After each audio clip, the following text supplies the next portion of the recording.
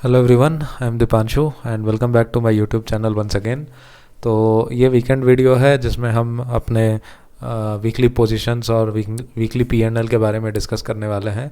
तो सबसे पहले मैं यहाँ पे क्लियर कर दूँ कि जैसे मैंने 2 वीक पहले 30 डेज चैलेंज लिया था, तो I have failed for the 30 days challenge, but it's not a big deal. Trading में प्रॉफिट एंड लॉस होते रहते हैं, बट मोस्ट इम्पॉर्टेंटली हाउ हम उसको किस तरीके से मैनेज करते हैं और किस तरीके से सारी चीज़ें लेके चलते हैं उस पर डिपेंड करता है। तो ऑल्दो मैंने बेसिकली 30 डेज़ मेरा प्रॉफिट में नहीं रह सका, हम पीएनएल स्टेटमेंट्स में जाते हैं और वहाँ पे हम डिस्कस करेंगे। तो मैं सीधे ज़ीरोधा के चार्ट पे ले लेता हूँ और काफ़ी सारी चीज़ें हैं जो मैं आज डिस्कस करने वाला हूँ, तो बहुत इंपॉर्टेंट वीडियो रहने वाला है ये, तो इसको एंड तक ज़रूर देखें। तो ये यहाँ पे हम आ गए हैं ज़ीरोधा के चार्ट पे और यहाँ पे मैं लॉगिन कर लेता हूँ। पहले ये मेरा लॉगिन आईडी है। तो यहाँ पे देख सकते हैं कि वीक ख़त्म हो गया है और अगर मैं फंड्स में दिखाऊं तो ऑलमोस्ट सारे कैपिटल से मैंने पोजीशंस बना रखे हैं। और जैसा कि थोड़ा रिस्की पोजीशन रह गया है, फ्राइडे को भी मैंने बताया था आपने कि सारे जो पोजीशंस हैं इन द मनी आ गए हैं और ये वीक मेरे लिए काफ़ी बेकार रहा है क्योंकि मैंने अपने रूल्स को तोड़े हैं। ठीक है, इट्स ऑब्वियस कि उसी वजह से मेरा ये वीक अच्छा नहीं रहा है, क्योंकि अगर मैंने सारे रूल्स अगर शिद्दत के साथ फॉलो किए होते तो थोड़ा बुरा वीक नहीं रहता, नॉर्मली जैसे पिछले 2 वीक्स थे उस तरीके से रह जाता। लेकिन मार्केट है काफ़ी अनसर्टेन होता है ना। मंडे को जैसे ये काफ़ी ऊपर गया, उसके बाद 3 दिन लगातार नीचे फॉल आया, उसके बाद फ्राइडे को दोबारा ऊपर भागने लग गया।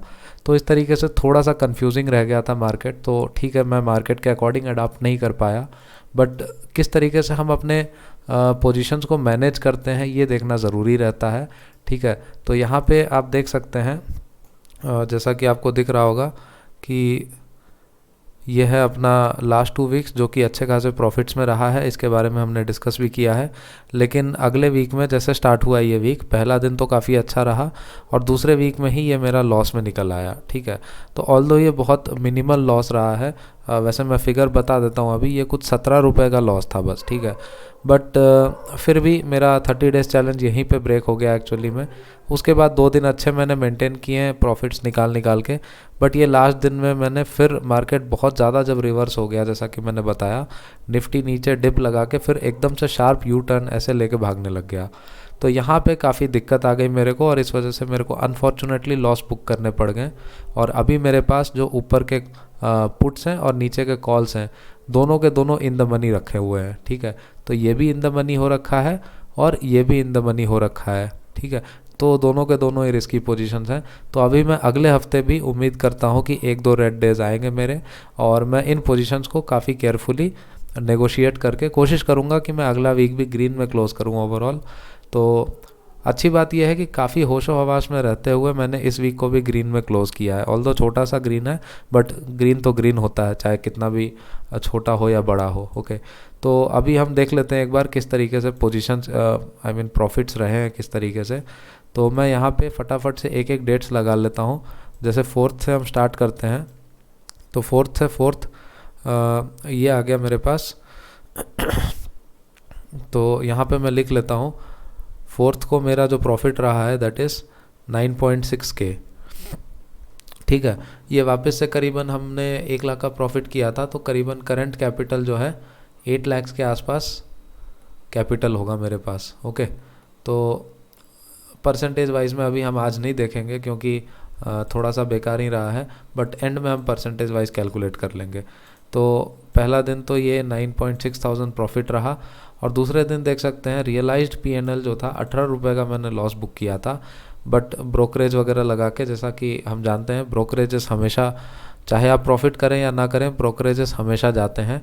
तो यहाँ पे मैंने 0.5K ये नेगेटिव लिया। ठीक है, इसके बाद अगर हम आगे चलते हैं तो नेक्स्ट डे का अगर हम देखें 6th का, तो 6th को यहाँ पे दिखाई दे रहा है हमारे पास 5K प्रॉफिट है। ठीक है, तो ये पॉजिटिव में है। इसके बाद अगर हम नेक्स्ट देखें 7th को, तो 7th भी अच्छा रहा ओवरऑल। तो 7th को 8.3 है और इसके साथ साथ ही मैं लास्ट भी दिखा देता हूँ, तो वो था 8.3 और ये लास्ट अगर हम देखें तो -10K है। ठीक है, तो यहाँ पे हम सबसे पहले तो 7th का लिख लेते हैं, 8.3 के पॉजिटिव में है, और लास्ट 8th जो रहा इसमें 10 के नेगेटिव रहा है। ठीक है, तो हम देख सकते हैं कुछ इस तरीके से कि ये 10 के और ये तो नेगोशिएट हो जाएंगे, और बाकी ओवरऑल 12 से 15 हज़ार का प्रॉफिट है। ठीक है, तो ये हम पूरा फिगर्स ही देख लेते हैं एक बार के लिए।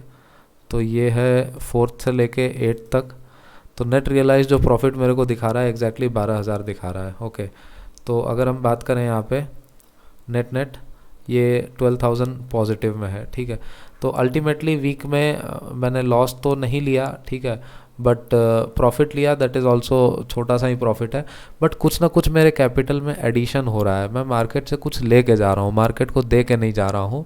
जैसा कि मैंने कहा, काफ़ी कोशिश किया, मेरा स्टार्टिंग के दिन से ही काफ़ी बुरा चलने लग गया था। पहले पुट आ गया था इन द मनी, और पुट को एडजस्ट करते करते लास्ट के दिन में मेरा कॉल भी इन द मनी आ गया। और गलती ये और हो गया कि जैसे मेरा पुट इन द मनी हो रखा था, 18,000 का पुट था मेरे पास, तो मैंने उस पुट को भी स्क्वायर ऑफ करना स्टार्ट कर दिया। तो इस वजह से क्या हो गया, इसको प्रोटेक्ट करने के लिए, जो कॉल इन द मनी हो गया था उसको प्रोटेक्ट करने के लिए मेरे पास इनफ पुट्स नहीं थे। तो काफ़ी मैं मार्केट के अगेंस्ट में जा के ही मैंने काम किया इस हफ्ते, बट स्टिल अच्छी बात यह है कि मैं 12,000 के प्रॉफिट में क्लोज़ कर दिया। ठीक है, और अच्छी बात यह है कि हम इस तरीके से वीडियो एनालिसिस करके मैं इस तरीके से रिव्यू कर रहा हूँ, और मैं अपनी गलतियाँ भी एक्सेप्ट करता हूँ। ओके, तो इन गलतियों को अब बस मैं ये देखूंगा कि अगले वीक ना दोहराऊं, है ना। और अगर हम 8 लाख कैपिटल में बात करें तो ये प्लस 1.5% ही रहा है।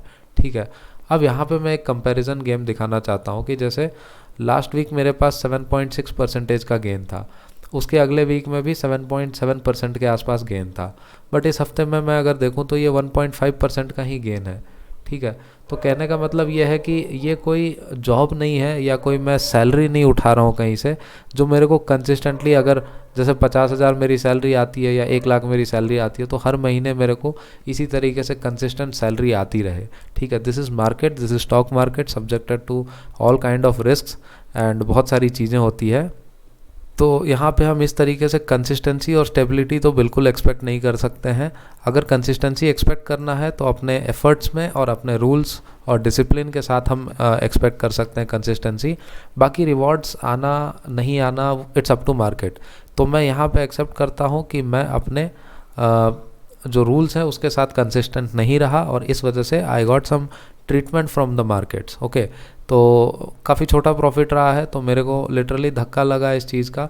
और यहीं से मैं एक और साइकोलॉजिकल एस्पेक्ट बताना चाहूँगा कि अगर आप जैसे फॉर एग्जांपल आप क्लास में स्टूडेंट हैं और आप हर बार क्लास में फ़र्स्ट आते हैं, ठीक है, हर एग्ज़ाम में आप फर्स्ट आते हैं, ठीक है, लेकिन एक एग्ज़ाम में गलती से किसी और ने बहुत अच्छा कर लिया और आप गलती से सेकंड आ जाते हैं, या लेटर से थर्ड आ जाते हैं, ठीक है, सेकंड या थर्ड आ जाते हैं, तो आपको इस चीज़ का दुख बहुत ज़्यादा होगा कि मैं फ़र्स्ट क्यों नहीं आया, क्योंकि आप एकदम टॉप पे चल रहे थे और आप अचानक से गिर के थर्ड पे आ गए, तो इसका दुख बहुत ज़्यादा होता है आपको। ठीक है, तो ये एक साइकोलॉजिकल चीज़ है कि जब भी हमारे साथ अच्छा कुछ होता रहता है तो थोड़ा सा भी डिप जो होता है हमारे लिए बहुत पेनफुल होता है। लेकिन अगर मैं बात करूं, जैसे कि मैं यहाँ पे लॉसेस ले रहा था, लगातार हर दिन मेरे पास 2 से 3 हज़ार का लॉस होता था, हर दिन मेरे पास 2 से 3 हज़ार का लॉस होता था, बट मेरे को कभी दुख नहीं होता था। और कभी कभी तो किसी दिन 5,000 7,000 इस तरीके का भी लॉसेस हो जाता था, तब मैं इतना डिप्रेस्ड या इतना रिग्रेट नहीं फील करता था जितना आज हो रहा है कि मैंने ये प्रॉफिट कंसिस्टेंट नहीं रखा है। लेकिन again this is human psychology, जिस पे भी मैं काम कर रहा हूँ, थोड़ा सा डेवलप कर रहा हूँ मैं, कि मेंटली थोड़ा सा स्टेबल होने का इस चीज़ को लेके।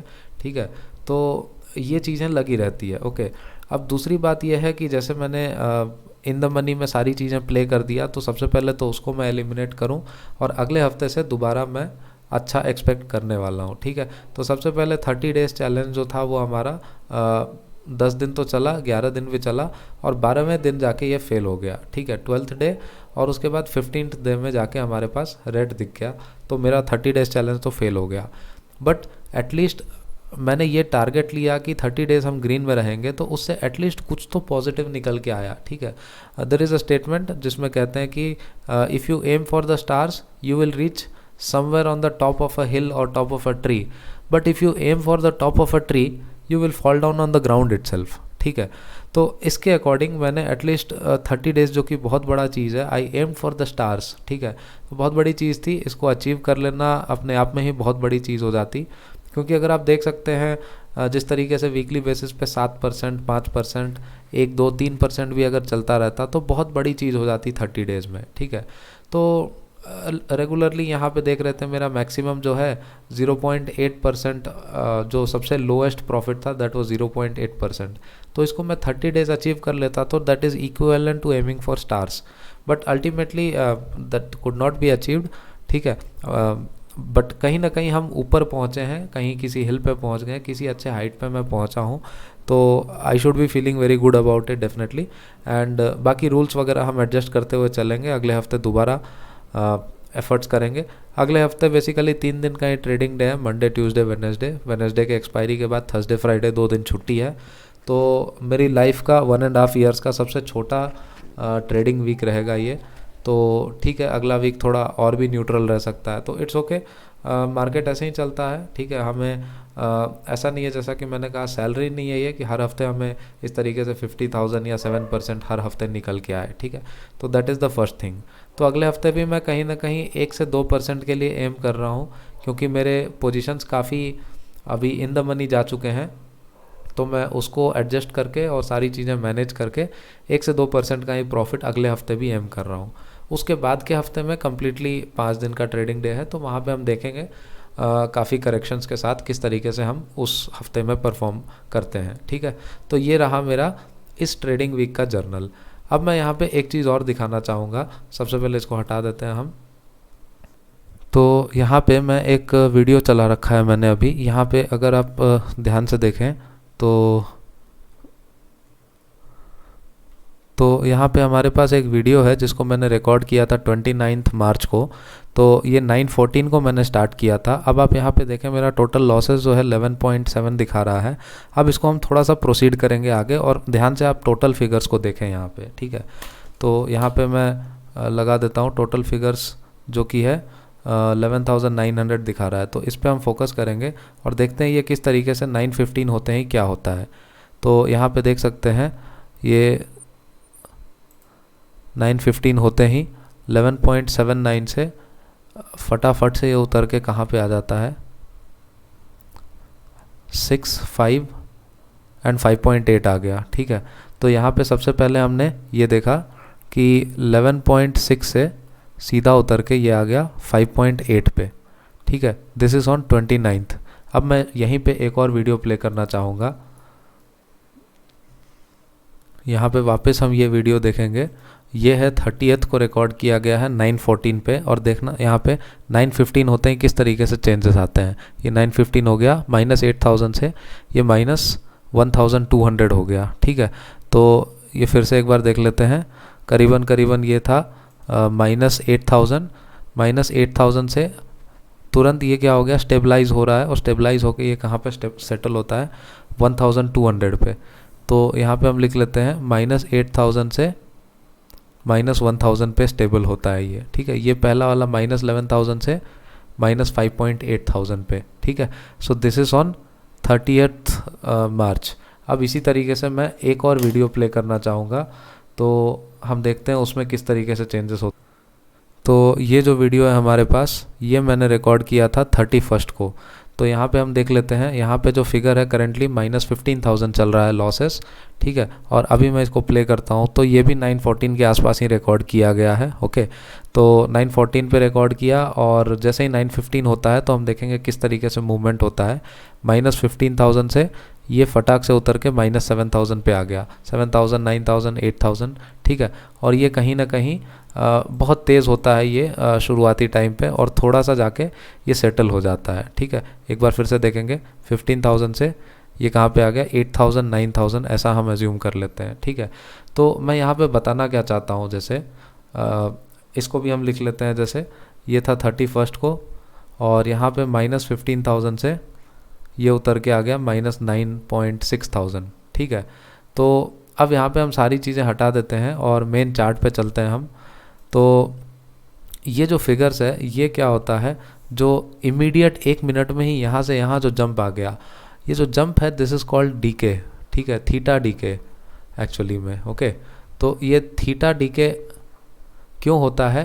क्योंकि हमारे पास most of the things options हैं, और ऑप्शंस क्या करते हैं, अपना प्रीमियम लूज़ करते हैं, थीटा लॉस होता है उनका। और थीटा लॉस जो होता है सबसे ज़्यादा वो होता है 3 o'clock टू यानी 3:15 के आसपास जो मार्केट बंद होता है, 3:15 से 3:30, और 3:30 के बाद से अगले दिन जो 9:15 को मार्केट ओपन होता है, तो यहाँ से यहाँ तक जो टाइम स्पेंड होता है, ठीक है, पूरे रात और अगले दिन जैसे सुबह में ओपन होता है, तो इस पीरियड में ही सबसे ज़्यादा थीटा डीके होता है। ओके, और इन पीरियड्स में अगर आपने वीडियो में ध्यान से देखा होगा, एक बार दोबारा से आप देखेंगे तो निफ्टी ऑलमोस्ट फ्लैट ओपन हुआ था, कहीं कोई बड़ा गैप अप या गैप डाउन नहीं ओपन हुआ था। उस केस में क्या होता है कि जैसे मैंने ऑप्शन सेल किए हैं, एक ऊपर का कॉल और नीचे का पुट, तो ये भी लूज़ करता है अपना प्रीमियम और ये भी लूज़ करता है अपना प्रीमियम बहुत तेज़ी के साथ, ठीक है। तो इसमें भी थीटा डीके होता है, इसमें भी थीटा डीके होता है, और दोनों कंबाइन होके ये हम जो डिफरेंस देख रहे हैं इस तरीके से 11,000 से 6,000, दिस इज समवेयर प्लस 5,000, ठीक है, this is somewhere around plus 7,000 and this is somewhere around 6,000 again. तो इतना जो थीटा डीके है ये पूरे एक रात में ही इतना हो जाता है, और इसके बाद मेरे को शायद पूरे दिन भर में 6,000 बनाने के लिए बहुत मेहनत करना पड़ता है, बहुत एडजस्टमेंट्स करना पड़ता है। तो ये सारा जो मेरे को प्रीमियम फ्री में मिल रहा है, this is actually just the passing value of time, ठीक है। तो थीटा डीके जो है सबसे ज़्यादा इन पीरियड्स में, ये पिछले वीक का जो है मैंने रिकॉर्ड्स दिखाया था, दैट इज़ ये सारा 30, 31 और ये फर्स्ट तक का। तो यहाँ पे मेरे पास इतने प्रॉफिट्स जंप कर के इस तरीके से इसलिए आ रहे थे क्योंकि मेरे सारे के सारे जो ऑप्शंस थे they were out of the money, properly मैंने out of the money maintain कर रखा था, और इस वजह से ये इतना डीके आया। बट इस वीक में जैसे अगर मैंने ऑब्जर्व किया तो मेरा जो फिगर था दैट इज समवेयर -30,000 के आसपास से मैं स्टार्ट करता था, और ये समवेयर -28, -29 के इतना ही जाता था। यानी कि यहाँ पे डिफरेंस या जो थीटा डीके आ रहा है या प्रीमियम डीके आ रहा है दैट इज़ ओनली 1,000 का, ठीक है। तो ये इतना कम क्यों हो गया? क्योंकि मेरे बहुत सारे जो ऑप्शंस हैं वो इन द मनी चले गए हैं, और इन द मनी वाले ऑप्शंस जो हैं थीटा अपना लूज़ नहीं करते हैं इतना तेज़ी से जितना तेज़ी से आउट ऑफ द मनी वाले लूज़ करते हैं, यहाँ पे जो हमने देखा। तो ये भी एक रीज़न है कि मेरे रूल्स में इस वजह से ये चीज़ इंक्लूडेड है कि कभी भी मैं इन द मनी वाले ऑप्शंस कैरी ना करूं, ठीक है। तो मेरे को इस तरीके से मॉर्निंग में मार्केट खुलते हैं इस तरीके से प्रॉफिट्स देखने को मिल जाएंगे अगर मैं out of the money maintain करके रखूं तो, ठीक है। तो ये चीज़ मैं बहुत टाइम से बताना चाह रहा था बट मैं बता नहीं पाया, तो आज मैंने सोचा इस वीडियो में कवर कर दूं। ये बहुत इंपॉर्टेंट प्रिंसिपल होने वाला है, इसी बेसिस पे मैं बेसिकली अपने सिस्टम को डेवलप करता हूं, ठीक है। तो इसके अलावा अगर मैं बात करूं तो एक छोटा सा और मैं चेंज करने वाला हूं। जैसे कि आप जानते हैं कि ये मेरा अकेला अकाउंट नहीं है, तो अभी जैसे मैंने लास्ट के 3 हफ्ते में बताया तो 7.6, 7.8 और इस हफ्ते में मैंने 1.5% बनाया है। तो दिस टोटली कंबाइंस टू 16, 17, करीबन हम 17% मान लेते हैं। 3 वीक्स में 17% still not a bad deal, ठीक है। 6% every week is not a bad deal. अगर मैं अगले 3 दिन में जो वर्किंग डे है मार्केट के लिए उसमें मैं 1 से 2% का ही टारगेट कर रहा हूँ, तो उसके साथ साथ मेरा ये करीबन 19-20% तक मैं इसको पहुँचाने का कोशिश करूँगा, ठीक है। तो that is my target for 4 weeks, यानी टोटल 4 वीक्स में मेरे 20% तक का मैं टारगेट कर रहा हूँ। अगर मैं इसको अचीव कर लेता हूँ तो it will be more than enough for me अभी के लिए, और कोशिश यही रखूँगा कि मैं 30 डेज़ चैलेंज जो है उसमें एटलीस्ट मैं 25 डेज़ तो ग्रीन में रहूँ कम से कम, ठीक है। कोशिश यही रहेगी। और इसके अलावा मैं एक और चेंज इंक्लूड कर रहा हूँ, अभी हम इसको हटा देते हैं। जैसा कि आप लोग जानते होंगे कि मैं और भी अकाउंट्स में ट्रेड करता हूँ, तो अभी मैं दूसरे अकाउंट में जो है दैट इज़ 5 पैसा का अकाउंट है, तो उसमें भी अच्छा खासा कैपिटल है, और उसमें जो कैपिटल है मैं अभी उसको रिलोकेट करने वाला हूँ एक तरीके से। एंड आज से करीबन मैंने 1 साल पहले यानी पिछले साल के अप्रैल में ही 2021 अराउंड अप्रैल में ही मैंने स्टार्ट किया था ऑप्शन सेलिंग करना एक अच्छे कैपिटल के साथ। 3 लाख के अराउंड के साथ मैंने ऑप्शन सेलिंग स्टार्ट किया था। बट उस टाइम पे क्योंकि मैं जस्ट बिगिनर था तो मैं एक्चुअली मंथली ऑप्शंस में डील करता था, ठीक है।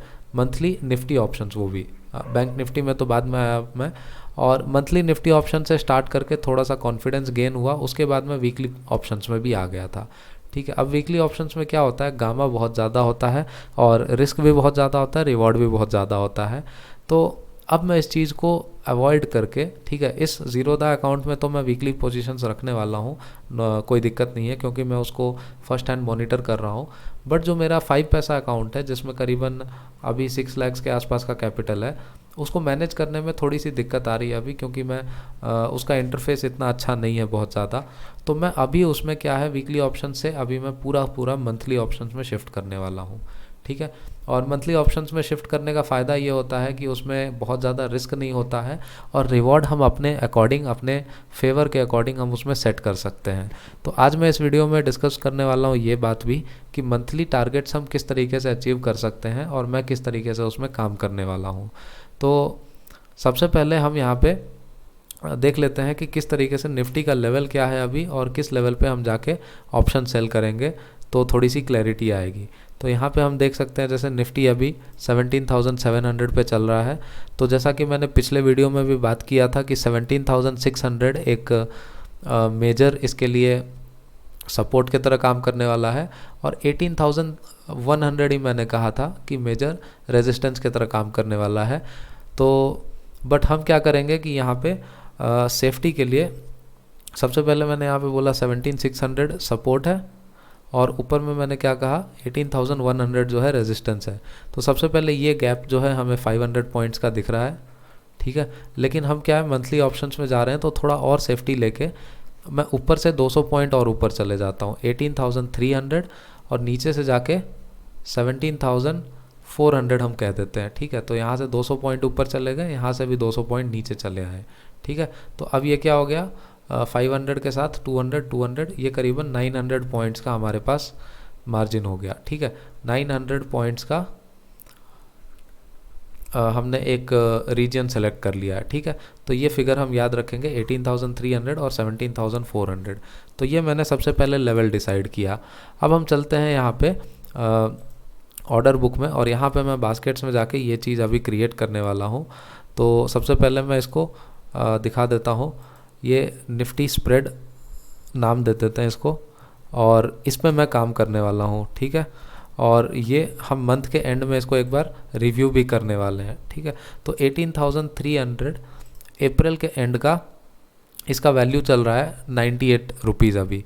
तो मैं लेट अस से 98 पे ही इसको सेल कर देता हूँ, ओके।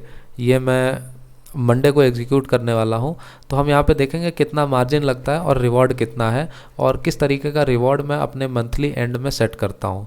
और ध्यान ये रहे कि मंथ एंड जो है 28 को हो रहा है, ऑलरेडी आज 10 तारीख हो गया है। तो हम 11 तारीख से बेसिकली स्टार्ट करेंगे और मैं करीबन 20 दिन का टारगेट देख रहा हूँ, ओके।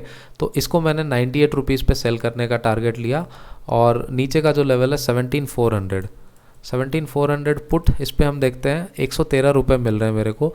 तो इसको भी मैं 113 लगा के सेल कर देता हूँ, ओके। तो यहाँ पे देख सकते हैं कि इसमें नेट जो मार्जिन लग रहा है मेरे को, ये हमने पोजीशन डिसाइड किया अपना, जैसा कि यहाँ पे देख सकते हैं ये हमने पोजीशन डिसाइड किया था, इसके अकॉर्डिंग मैंने कॉल सेल किया और एक पुट सेल किया। तो टोटल मार्जिन जो मेरे को रिक्वायर्ड है ये 1.5 लाख है और ये फाइनल मार्जिन इतना है। तो हम इसको अवॉइड करते हैं अभी थोड़ी देर के लिए। लेट अस सपोज मेरे पास 1.5 लाख का मार्जिन यूटिलाइज हो रहा है, ठीक है। अब हम देखते हैं इसका मैक्सिमम रिवॉर्ड क्या है। तो सिंपल मैं यहाँ पे कैलकुलेटर में जाके देख लेता हूँ कि टोटल पॉइंट्स कितने मेरे पास, जो प्रीमियम मिल रहा है मेरे को, that is 98 plus 113, that is 211 points. इसको अगर हम 50 से मल्टीप्लाई करें तो this comes out to be 10,500, ठीक है। तो 10,500 है ना। अभी हम इसको लिख लेते हैं एक बार, ये दिस इज़ 1.05, ठीक है। और यहाँ पे मैक्सिमम रिवॉर्ड कितना मिल रहा है हमें, ये हमें मिल रहा है 10.5K, राइट। यही हमने देखा था कैलकुलेटर में। अब हम देखते हैं परसेंटेज रिटर्न कितना है ना। 10.5 डिवाइडेड बाई, अगर हम करें 105 है ना, तो 10500 ये देख लिया हमने, ठीक है। 1,05,000 हम मान लेते हैं। तो ये हमारे पास क्या आ रहा है, इंटू 100 इसको कर देंगे तो ये हमारे पास 10% का रिवॉर्ड मिल रहा है, ठीक है। तो ये कैलकुलेशन थोड़ा सा एक बार आप फिर से देखना इसमें। तो यहाँ पे हमने क्या देखा, 10% का रिवॉर्ड मिल रहा है, तो यहाँ पे मैं लिख लेता हूँ द रिवॉर्ड इज़ 10%। ठीक है। तो अब 1 लाख के कैपिटल पे मैं टारगेट कर रहा हूँ 10% का रिवॉर्ड। ये भी मैं इतना सेफ्टी लेके, जो हम डेली एनालिसिस करते हैं उसके अकॉर्डिंग ये रेजिस्टेंस है, ये सपोर्ट है, बट फिर भी मैं 200 पॉइंट का और कुशन लेके इतने दूर दूर पे सेल कर रहा हूँ 900 पॉइंट्स के मार्जिन में। ठीक है। 10% का रिवॉर्ड है, और कभी भी मार्केट अगर एक्सट्रीमली ऊपर या नीचे चला जाता है, 300-400 पॉइंट इस तरीके से अगर मूव कर जाता है, तो उसके अकॉर्डिंग मैं एडजस्टमेंट करने वाला हूँ। ठीक है। तो मंथली ऑप्शंस में ये फ़ायदा होता है, जैसे कि मैंने बताया स्टार्टिंग मैंने मंथली ऑप्शन से किया था और कॉन्फिडेंस गेन करने के बाद मैं वीकली ऑप्शंस में आ गया। बट अभी क्या है कि मैं थोड़ा सेफ्टी के साथ जाना चाहता हूँ और कंफर्म रिवॉर्ड के साथ में जाना चाहता हूँ, एक प्रॉपर डेफिनेट आउटपुट के साथ में जाना चाहता हूँ। इसलिए मैं दोबारा से अभी सेफ्टी पे जा रहा हूँ।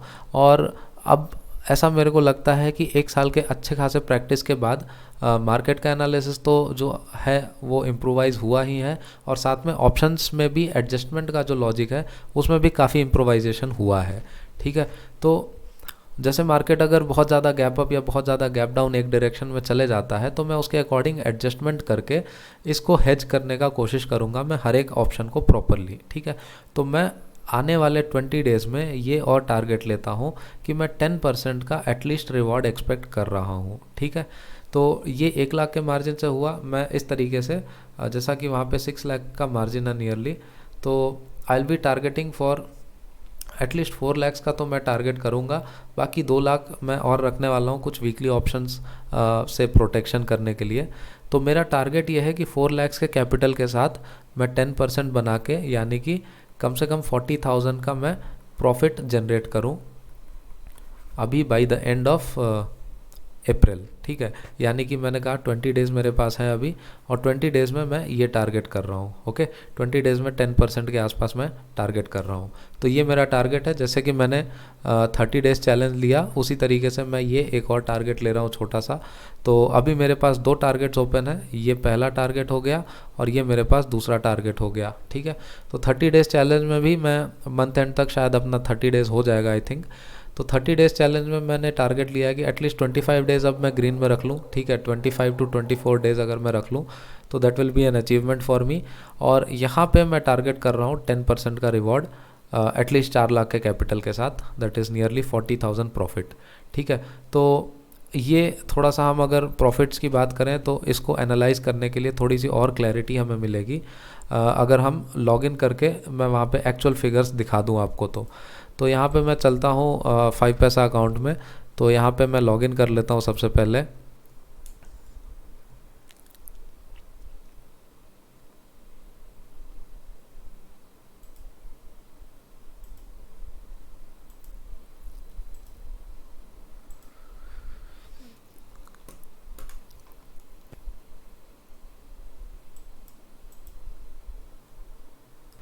तो सबसे पहले हम ये डेटा सारा कैलकुलेशन यहाँ से हटा देते हैं, उसके बाद हम लॉगिन करते हैं यहाँ पे। तो ये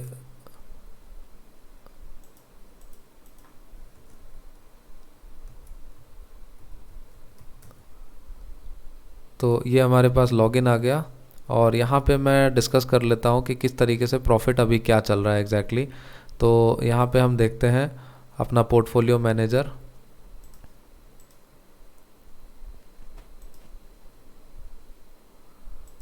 माय रिपोर्ट्स, पोर्टफोलियो।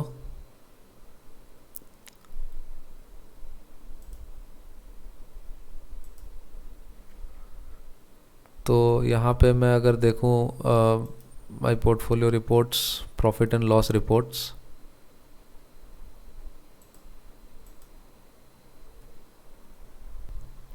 तो यहाँ पे हम पोर्टफोलियो एनालाइज़र में जाएंगे सबसे पहले, और ये पेज हमारे सामने ओपन हो गया है। और इस पेज में हम जाके पोर्टफोलियो रिपोर्ट्स में देखेंगे F&O, और यहाँ पे अगर हम देखें बुक्ड P&L की बात करेंगे अगर हम, तो बुक्ड P&L इक्विटी में कुछ भी नहीं किया है। F&O में हमारे पास ये है 22-23। तो 22-23 में अभी देख सकते हैं ये लास्ट ईयर का है। अगर मैं दिखाऊँ 21-22 का, तो grand total is somewhere around 36,000। Okay, तो यहाँ पे हमारे पास ग्रैंड टोटल है 36,000। ये लास्ट फाइनेंशियल ईयर का है जो कि मार्च में ख़त्म हो गया है। ओके, इसके अलावा अगर मैं बात करूँ प्रेजेंट फाइनेंशियल ईयर का, जिसमें हमारे पास 1 से लेके फ्राइडे से लेके ये 5 दिन और हुए हैं, तो 6 दिन में मैंने करीबन यहाँ पे 3.9 थाउजेंड का प्रॉफिट बुक किया है। ये अच्छा फिगर नहीं है क्योंकि जैसे मैंने कहा पिछला वीक अच्छा नहीं रहा मेरे लिए, तो काफ़ी सारे लॉसेस ही बुक किए मैंने मोस्ट प्रोबेबली, बट स्टिल इस अकाउंट में भी मैंने ग्रीन में क्लोज़ किया है। ठीक है, तो ये यहाँ पे हमारे पास 4,000 का प्रॉफिट मैं मान के चलता हूँ। ओके, तो यहाँ से मेरा टारगेट ये है कि आने वाले अगले 20 डेज़ में ये फिगर मैं दोबारा यहाँ पे दिखाने वाला हूँ। जैसे हमने ज़ीरोधा के लिए देखा है उसी तरीके से ये अकाउंट में भी मैं देखने वाला हूँ। ठीक है, तो ये मेरी मदर के नाम से है ये अकाउंट, और इसी अकाउंट में हम दोबारा देखने वाले हैं by the end of this month. ठीक है, तो वीकली बेसिस पे मैं ज़ीरोधा का PNL दिखाता रहूँगा, अपडेट करता रहूँगा, बट इसमें जो है मैं पोजीशंस लेके मंथ एंड में इसका भी हम रिपोर्ट देखने वाले हैं कि इसको 4K plus 40K, at least 40K का मैं टारगेट लेके चलने वाला हूँ। कैपिटल बहुत ज़्यादा है डेफिनेटली, जैसा कि मैं बताऊँ तो यहाँ पे देख सकते हैं कैपिटल अमाउंट जो है that is somewhere around collateral is 240, 2.5 lakh के आसपास कोलेट्रल है, और काफ़ी सारे पोजीशंस बने हुए हैं एक्चुअली इनमें, तो आई थिंक 6 लाख के आसपास इसमें कैपिटल है। ठीक है, तो इस कैपिटल से मैं टारगेट कर रहा हूँ कि 4 लाख के कैपिटल के साथ में मैं ये टारगेट अचीव करने का प्लान कर रहा हूँ। तो इस तरीके से मैंने अपने लिए टारगेट्स लिए हैं, और ट्रेडिंग में इसी तरीके से हमें टारगेट्स लेके आगे प्रोसीड करना होता है।